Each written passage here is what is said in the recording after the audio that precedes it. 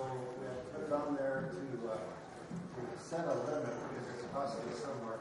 Depends on who you talk to. Minimum probably $2 to send out a bill for 4 cents.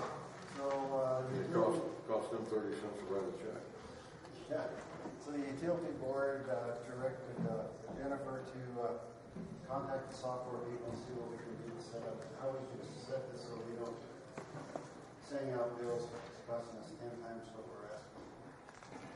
So I'm moving the table to go further. We'll bring it back when we have information. Second. Any other discussion? No? Okay, we got a second from Sam. Okay, all in favor say aye. Aye. Opposed? Number 2, Member O'Flaherty, discussion possible action, consideration of the City of Ely to lease bulk Freon containers in order to keep Freon removed from the landfill separate from resale. What's this? This is put on by Member O'Flaherty. When they dig out the Freon at the landfill, there are different types of Freon, and right now they're just mixing it all together, and then the person that takes it out is paying to have it removed. And by renting these tanks, these cylinders, that we can keep them there, and when they get 80% full, they will ship them back to Texas, and we will get money from it. Some of the Freon is worth extreme amount of money, $15 a pound. Some of it's 35 cents. But if we separate it, you can get the money. And so it's $250 a lease on 3 tanks. So we're going to, what they voted was to rent 3 tanks, try it for a year, and see how much, what the city can do. And they feel, and we'll listen to John since he does it with his own business, that it's very beneficial. We need a motion on that? Yeah, we need a motion for them to lease the 3 tanks. I make that motion to release the 3 tanks to conduct your experiment, determine how much revenue they would gain by recycling food. Yes. All in favor say aye. Aye. Opposed? Okay, with that we're going to items for discussion, possible action of the Ely City Council. Consider agenda for number 1.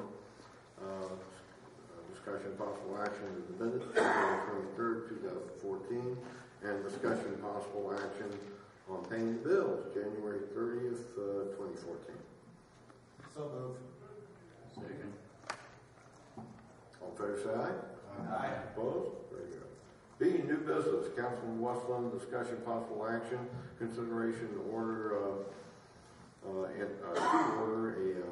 title report at the estimated cost of approximately $400 in order for the city engineer to determine title matters in merging a portion of the APN 01-474-32 with APN 01-474-30 and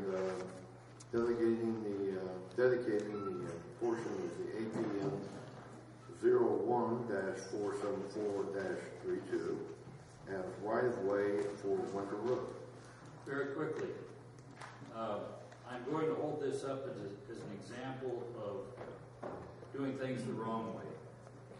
Winter Road was created at some time in the past. I understand anecdotally for the purposes of getting a road in behind some of those houses up there that in the wintertime, literally, the grade was too steep. Winter Road was created to give a shallower grade and easier grade for utility trucks to access some of the houses south of Campbell. I don't know who established where Winter Road would go. I don't even know when that was done. Some of you could probably clue me in.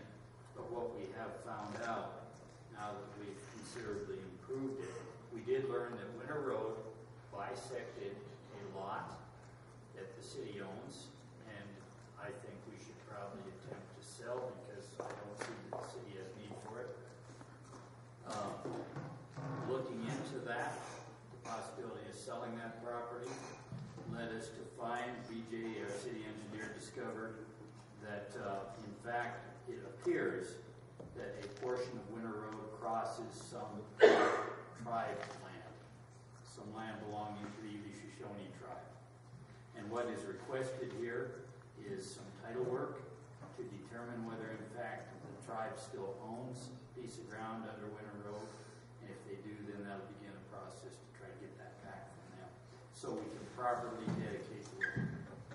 So while you're talking about that right behind the substation? Yes. Yes. So I would move that we direct our city engineer and arm him with the funds, which we estimate to be about $400 to conduct a title search and begin the process of learning whether this road does go over property that's not owned by the city. No. I just want to say that this road was not engineered by our present engineer. I don't want that to be out there that This is he not- designed a road that was not on our property. It's like he wasn't the one that said where to put the well Yeah. at the golf course. I think, I would think that goes back quite a few years, doesn't it? No, it was 2 years ago when it was paved. No, I meant when he was talking about when they put the road Well, in. when the city council approved that, paved that road, there was the engineering, there was no engineering done at the time. Actually, it appears that the road was also rerouted, again, not by DJ, but by predecessors, rerouted in such a way to create more land for the substation. And that may or may not have contributed to the problem. Anyway, I want to fix it. I would make a motion that we authorize the city clerk and city engineer to go forward with the proposal to get a title and find out where we exactly stand with that for the approximate $7,000. Second. All in favor, say aye. Aye. Opposed? Number 2, Councilman Sutherland, discussion possible action, consideration to allow Carl Seamer, Water Department lead person, to take his work truck home due to the number of call-outs he receives on the weekends and from after-hour emergency calls. Approximately 5 months ago, it was on the agenda to stop employees from taking vehicles home because the privilege was being abused. They were taking their trucks home, going to the grocery store, doing their shopping, using it as a personal vehicle. So we put it on the agenda to stop that from happening, that nobody takes their vehicles home. In error, I didn't research it far enough, but I felt that Carl Seamer, who does the water pipes and plumbing throughout the city, he's been called out quite a few times, and everybody get this list. So I thought because of as many times as he's called out, sometimes 2 or 3 times a night on the same night, that we allow him to take his work vehicle home and only use it for call-outs. He's not to drive it anywhere else. But I thought I'd put it on here and leave that up to the council. To see if I got your list and I'm going over these, the times he was called out to say who it was.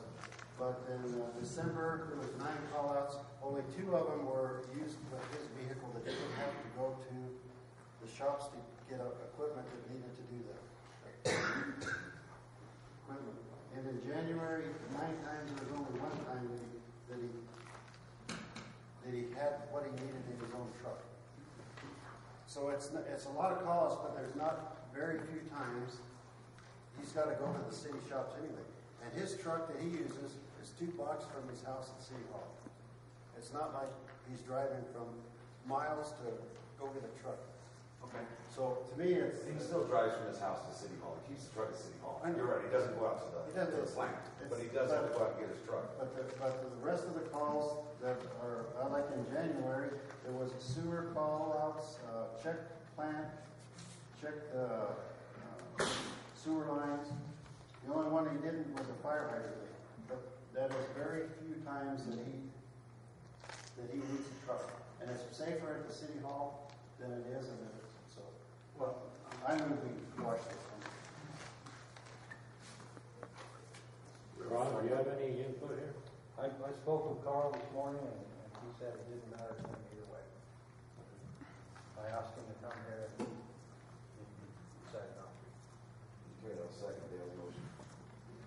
say aye. Aye. Opposed? Okay, number 3, Councilman Soderstrom, discussion possible action, determination by the city council of what animal control hours are, and what circumstances are to be considered an emergency, including whether to make animal control a 24/7 or call shift, or to continue to send off-hour calls to the White Pine County Sheriff's Department. Our other animal controls work 40 hours a week. In an emergency, the sheriff would call him and he would answer a call. I'm under the impression that the new animal control was hired for 24/7 and will answer all the calls. I was kind of opposed to this. I think it should still be that he is only on call when the sheriff calls him. This last week, he answered 5 calls after hours, which means 10 hours overtime. So I thought that we should discuss what hours we want the animal control to have. Any suggestion? Oh, 1 hour. Ron, is there any reason he was hired different than the previous one? The way these are hired, when they're hired on, he told they're going to be called out. He called out. They're on call. And that's based off of how we've done it. They were notified that they were going to be on 24/7, but they Before he were took the position. before he took the position. So do we have, who makes the decision whether it's to call him out? It's, I mean, if somebody calls us, they got a stray dog, we don't send him out at night. So who makes that decision for us? that would be the sheriff's department.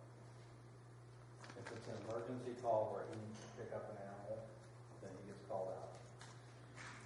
I think we need to put on his phone when he goes home at 4 o'clock. If this is an emergency, please call the sheriff's office, and he'll only respond to a sheriff's call instead of having citizens call.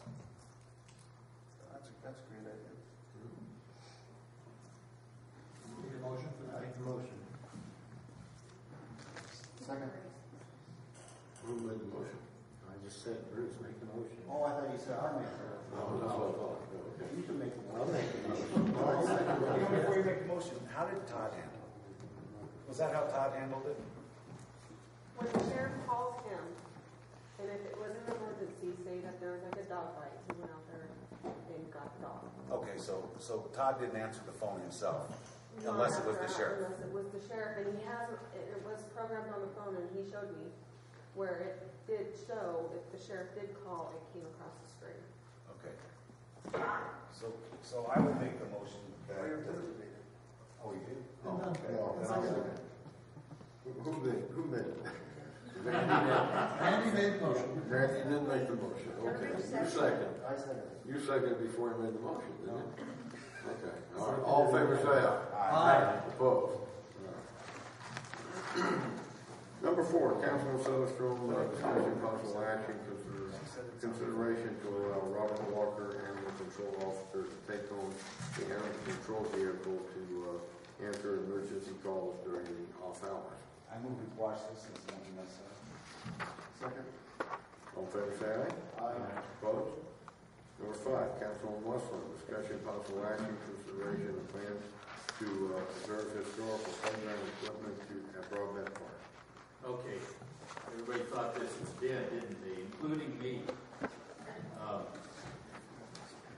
At the time when the city council was considering what to do with Broadbent Park and how to improve it using SNPM funds, which are public funds, federal funds, apparently the proper process was not followed for consideration of historic equipment. Questions were raised at the council level, questions were raised by private individuals.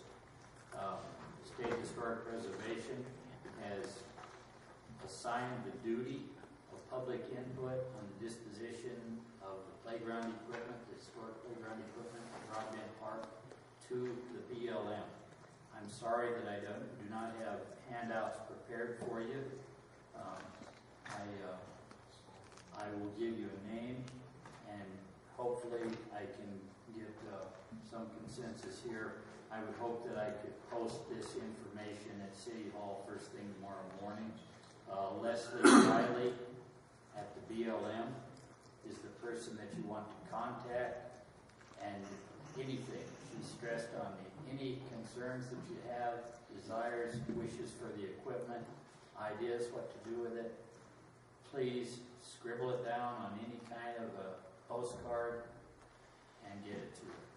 If you wanted to scribble something down and leave it at City Hall, I would see that she got it on or before 1 week from tomorrow. That is the time they're going to close public input on those items, on that item.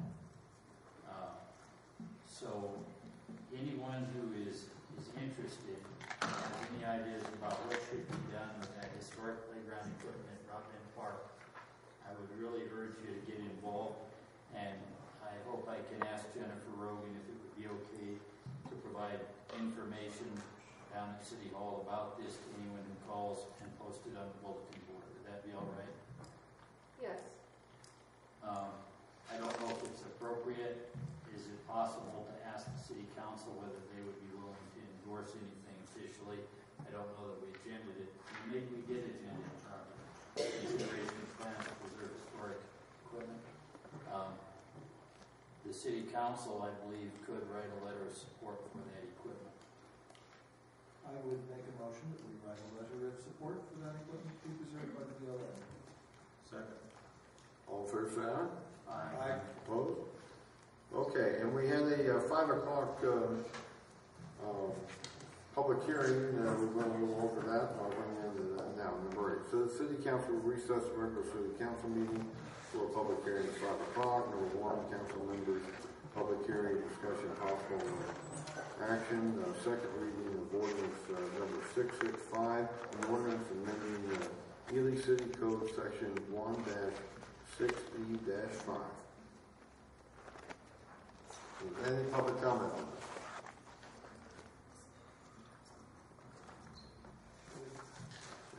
There is no public comment on it? Yo, Do we have one? George, I can't see anything. Here you go. put your glasses on, Mr. Mayor. It might help. Behind the porch on the wall over there. George, carry a lantern with you, George. I needed more than that.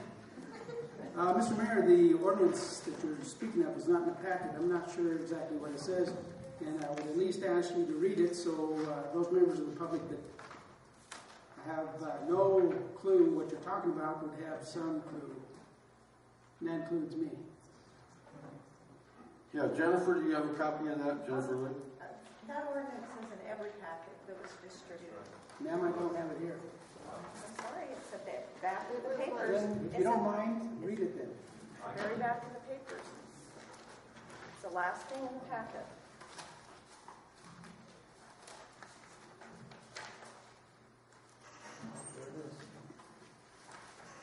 Right there. Find it, Mr. Chester? After hours, That's call the out first time I've water, ever sewer, is heard that you be it? wrong about anything. Did you hear that? After hours? It's right there. Okay, you're right. It is there. I apologize. That's amazing. Write that down, please. Make sure that's in the minutes, Jennifer. You might want to put that in succession with your agenda, not after the bills. Just as a point of order, Mayor, you might want to read this first sentence, starting with the word establishing. That makes it clear to the public what it's about. I don't have it. I couldn't see it. You read it for me, Bill. Establishing essential duties and responsibilities of the Director of Public Works.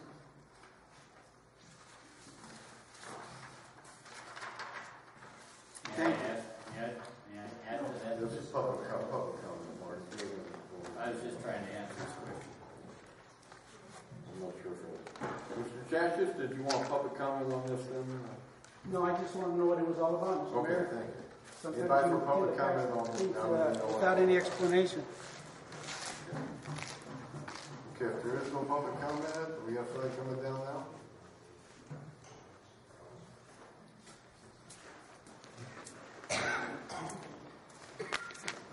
Correct me if I'm wrong, but in that packet, it only printed in the packet of the new reading. Is that correct? Does it have the old reading the way it is still in effect today? So you can see a comparison.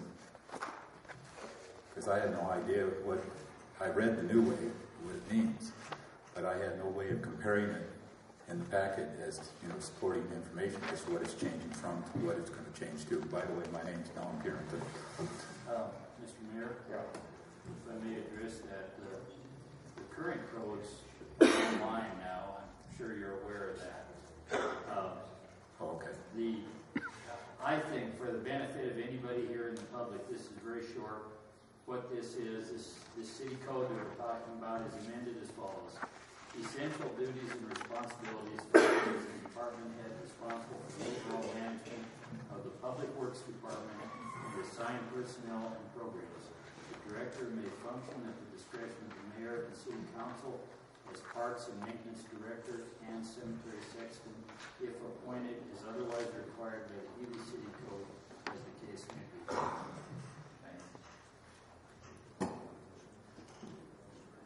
Okay, anybody else for public comment? Okay, if there's no other public comment, I'll shut down now. We're going to, Mayor? yeah.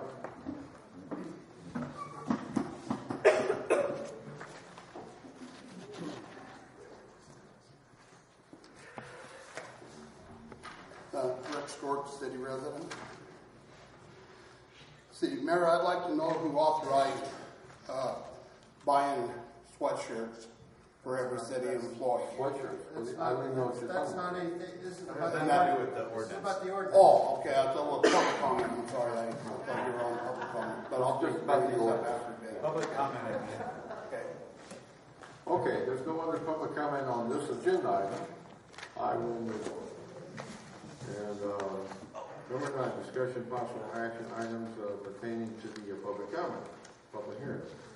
Council members, discussion possible action, second reading of ordinance number 665, an ordinance amending Ely City Code section 1-6E-5.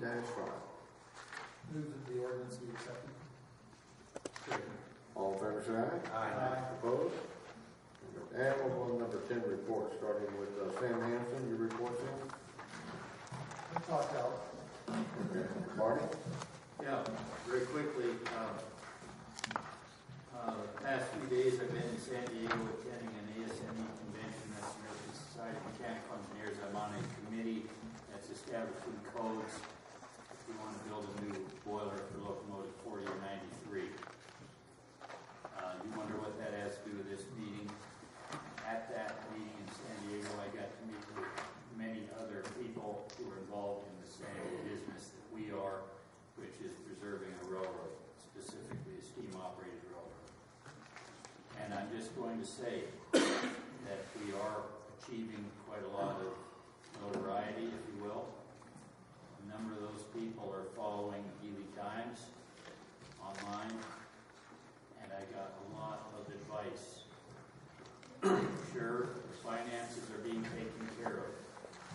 A number of other small railroads, not unlike ours, have failed over the past decade because of financial problems. Hang in there. Don't shirk your fiduciary responsibility, because without that, you will not succeed. So, I want to say that I think this council is doing its job and doing its job properly. The problems that those auditors noted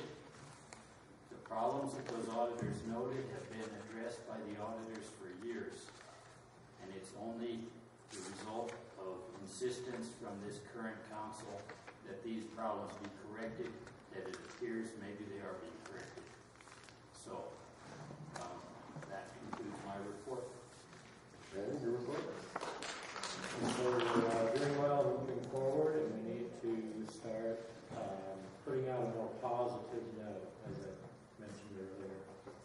We're moving in the right direction, and people around the world, hate to say that again, but need to know that. Okay. Yeah. Bruce? You know, I do have a lot to say. I just wish everybody wouldn't have left, because most of it deals with them. I've never seen in any meetings in in the last 3 or 4 years so many people upset about something that the council is doing because they're supposed to do it. The auditors gave us 4 red flags. If we wouldn't address it, if something was to go wrong, the first thing all those people would be doing is complaining, why didn't you take care of it? Some of the deficiencies, one of the deficiencies was segregation of duties.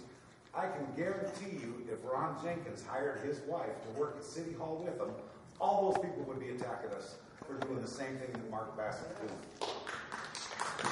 I don't like being attacked. I want to take care of the red flags. That's it. This could have been done quietly. The management board has been known about this for years. They chose not to do nothing about it. The new council chose to do something about it. It's not a secret. This has been going on for years. If they wanted it fixed, they should have fixed it. They're on their way of fixing it now, which is great. We've already got 2 of the 4 done. We could have done it quietly, but I was attacked in the paper by Mark. I'm not one of Marty's cronies. So, anyway.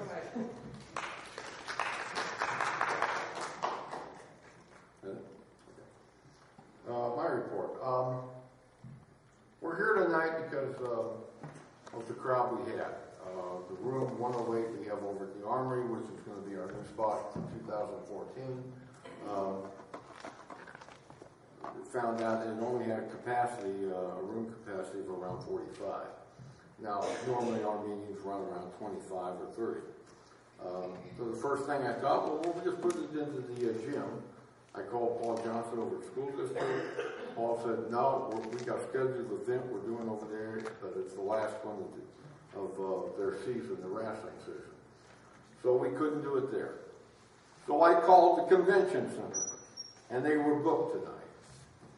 So, since we had talked about the Ely Theater before, of moving it here, and the only reason probably we didn't go here was because we felt the price was a little more out of our range. We went to the Senior Citizen Center, which worked out fine. Except for the last meeting, we were probably about 25 people over occupancy there. I want to be well prepared as the mayor of your city. I can't go with these things, well, okay, we got too many people now, let's move it somewhere else. I don't like to postpone meetings because I think it was a very important issue we had.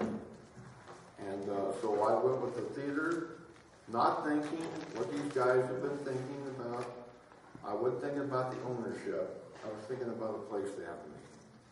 And that's why we had it here. I want to thank management of the theater for allowing us to do this at a minimum cost of pretty much cleaning up the utilities. And they set it up. They've been very cooperative. I think the meeting's going well. Now, in 2 weeks, when we have our next meeting, our city council meeting, if we have 100 or 200 there, it won't make any difference because if we have to, I'll just move it over to the auditorium in the Armory. We have that capability. We can put a lot of people in the Armory in that part. In room 108, like I said, we got capacity of around 45 or 50 people. And I had to be well prepared, otherwise I'd look like a total idiot if I had 100 people show up at room 108 and Ross Rivera would have no choice but to say, these people can't, we're going to turn people away. Well, that's against the law. You can't turn people away when you need them like that up there. So that was the reason we came here. In 2 weeks, we will have it at the Armory again. So we wanted to move it because we'll have access to the gym. And that's right. Number 11, item for the next Renton City Council meeting. Got any ideas on it?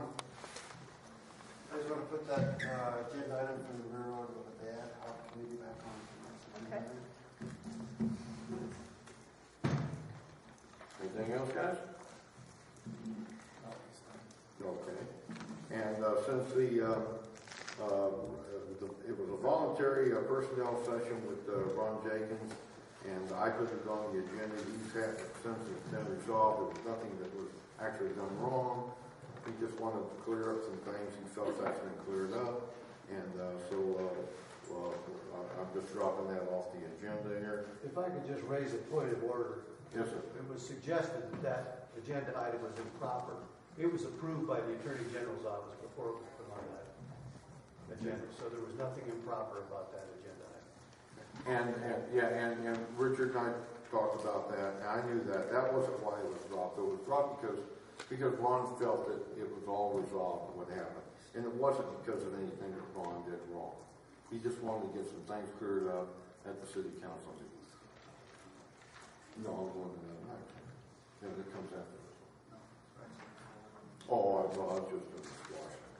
Okay, and then we're going to public comment, and everything applies to 8.05. Other than that, then you know you got 3 minutes. Anybody for public comment?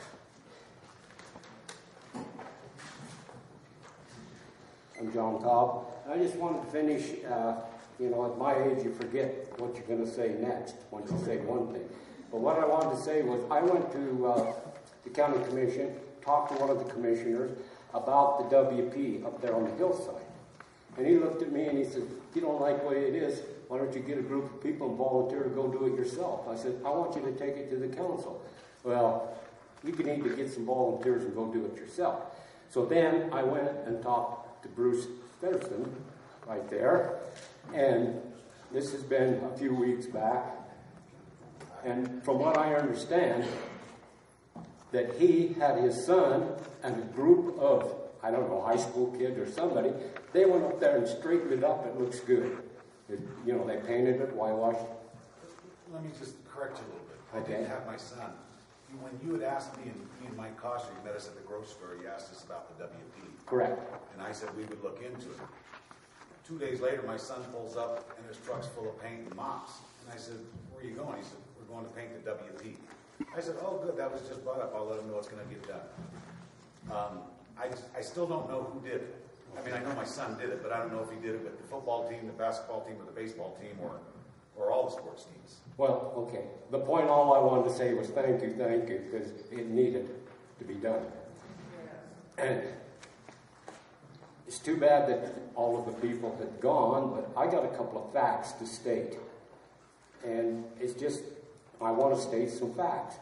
I met Marty Westland through the White Pine Historical Car Club.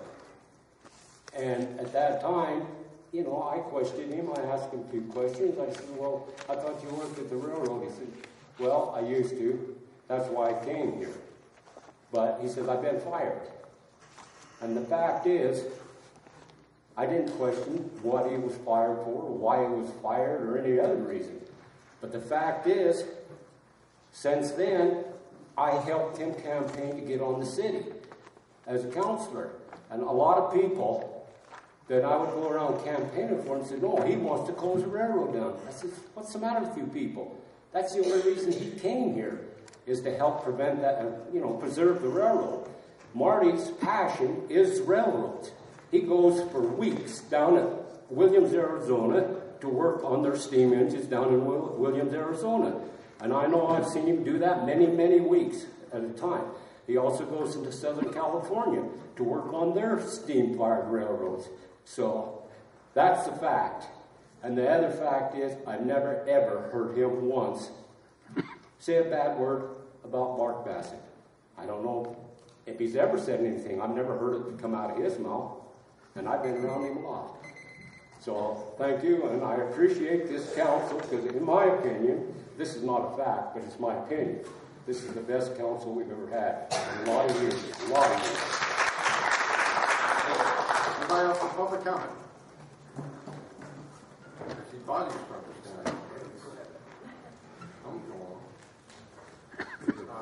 John Gianoli, citizen, member of the Railroad Foundation. First thing I'd like to say, thank you. Thank you, gentlemen. Marty, Bruce, I appreciate your comments. I know a lot has been said, a lot has appeared in the paper. I think it's time, probably well past time, that we bury the hatchet here and we all get together. I appreciate the opportunity to meet Marty. Be happy to meet with any of you anytime. We have to sit down and work out whatever issues we have here. I mean, they're clearly not insurmountable. I think it's very simple. We can work these things out. A little harmony, a little cooperation. It's unfortunate how this thing is disintegrated. I think it has probably already caused some fairly significant problems for our railroad. And I say our railroad, okay? But I think if we can get together, we can set up a committee, we can deal with these issues. You can see the foundation is already very aggressively dealing with these. And I'll thank you, it's a silver lining that you pushed the button on these issues. Because, I mean, anybody who's been down around the railroad realizes it's the old swamp and alligator scenario down there. Okay? Marty's shaking his head, he knows. So, a lot of times things that are really important, and I'm certainly sensitive to audit reports. I know it's in an audit report. Those things aren't properly addressed. Okay? Things happen because you're trying to keep the doors open, trying to preserve the railroad for this community. In my tenure there, I've never seen anyone who's ever done anything that was inappropriate to take advantage of the railroad. I don't necessarily agree with some of the practices, but we will fix those practices. Okay? I think we just all need to get on the same page because, man, we got to save this thing. This is a treasure. It's a total treasure. And I think we're well on our way to that. I look forward to having the joint meeting, like we all want another meeting. But I look forward to that and the interaction, and let's get this thing all squared around. Thanks, gentlemen. Thank you, John.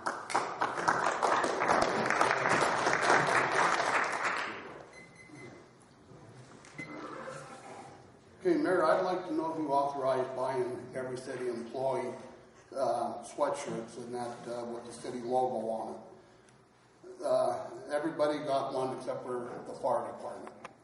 And that, so I don't know why they were excluded, but every other city employee got one of these sweatshirts, and they said it was to boost morale within the city. I thought that once you guys took over, the morale went sky high, but evidently it didn't.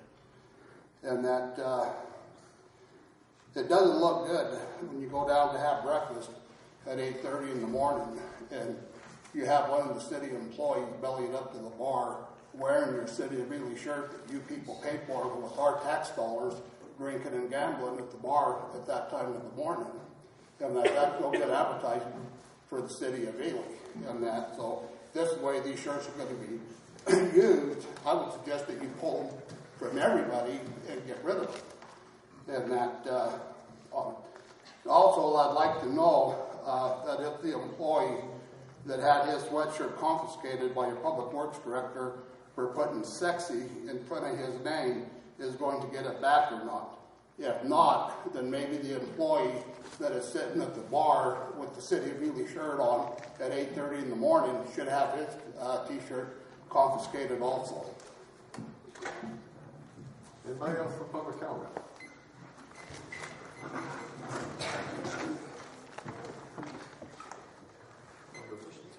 Go ahead. Okay, go ahead,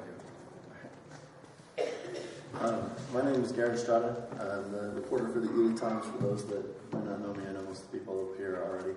I usually don't talk at these kind of things, and I don't want to put any of my opinion towards any of the issues going on. I just wanted to maybe have a voice for the paper real quick because it's come up quite a bit, and I know, especially I know more than most. I've been deep in this. This is all I've been hearing about, and I haven't even been up here very long, but this has kind of been the story since I've come up.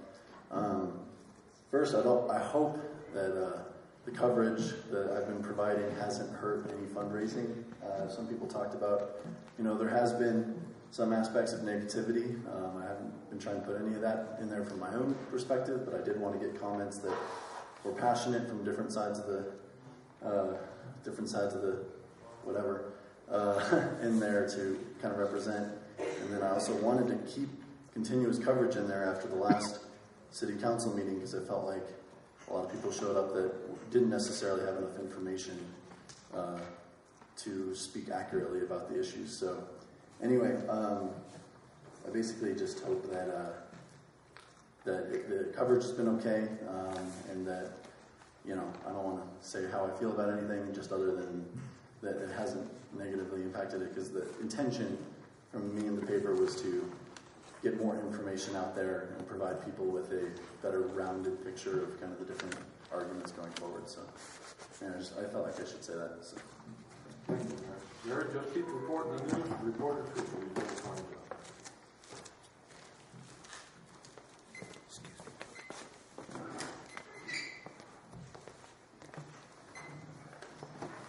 Don Purinton, and I just want to say ditto with what John Gianoli said, and I want to also say thanks for, because when it initially, this all started, it was for a lot of us very scary, and who, worked a lot with the railroad, and thankful that we're taking the time to figure out how we can resolve these issues. I think it can, and so thanks again. Thank you, Don.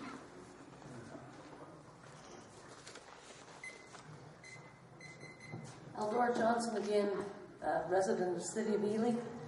As far as these guys taking their work trucks home, I just went through a packet of bills where the person used his own personal vehicle to go on these things and got paid back for mileage for anywhere from $400 to $600, depending on where he went. And what would happen if he got into a wreck? Would we be considered liable for that? And I think that these guys should have their vehicle at home when they have to get called out after work, and they have to answer to the mileage that they spent. But I'm not a fan of people using their personal vehicles and racking up mileage and bills on them when we have vehicles that could be utilized for that. I got to respond to you. The people aren't taking their vehicles to work. He drives his personal truck at night if he gets a call out and goes and picks up the city vehicle. So he's not using his own vehicle. Well, that needs to be, because I think we got other departments that should be using a vehicle to take their trips and their symposiums and all that kind of stuff, because that mileage adds up big time. Nobody uses their personal vehicles for city business, as far as I know. Well, I just was going through the bills turned in by Mark Bassett when he uses his own personal vehicle to go on all of those trips. It always says personal vehicles and gives a gas amount of gas. That's the railroad, that's not the city. So who would you have to talk to about that? Because money. It's on the ordinance. They're not supposed to do it. That's why we can't talk about it. Talk about railroad. Well, that you'd have to go to the railroad board. Yeah, you talk to the railroad management board meetings. Okay, and that's another thing I heard asked here is, who's paying for the attorney for the management board? And I know that they're personal lawyers for the Bassetts, but I don't know, where's the money coming in to represent the management board, if that's a city situation also? You want me to address that? Yeah, go ahead, Richard. I am a contract lawyer to the city, so I represent the city of Ely, okay? To the extent that the city of Ely is involved in a management board decision, or the management board needs representation on matters that could affect the city of Ely, I do it as part of my contract back to the city. In terms of representing the management board, if there was a dispute between the city and the management board, I cannot represent them. At that point, there's probably a conflict, and then I try to avoid any appearance of conflict and would call the Bar Association and see whether or not I should be involved. I think that's a great idea. But the people here doesn't know those things, so I'm glad to get the information. Because there was a question that if you represent these guys and you're representing these guys, somebody's got to be paying the bill. Because I'm sure it's not one of those loan situations. No, it's a service that I provide. But and you need to keep in mind that at the railroad's request, I have represented the railroad on lots of matters, both as city attorney and when I was district attorney. So that there's been years where that representation was done for free, okay?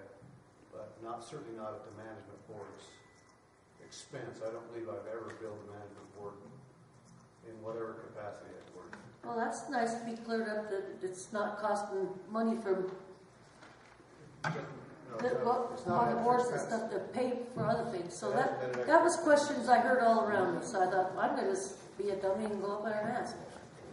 See what the deal is there, you know. because I just was looking at the bottom line about how much we pay for gas mileage and stuff for a personal vehicle to do railroad business, and it seemed like it was getting up there pretty high. Thank you. Anybody else for public comment?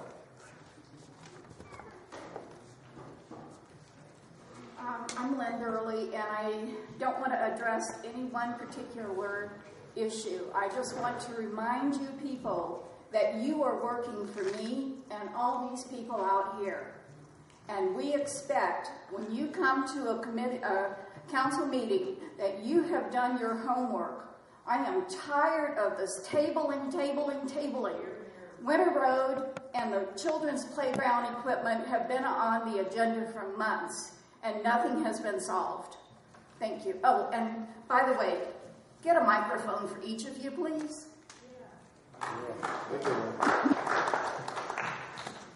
Anybody else for public comment?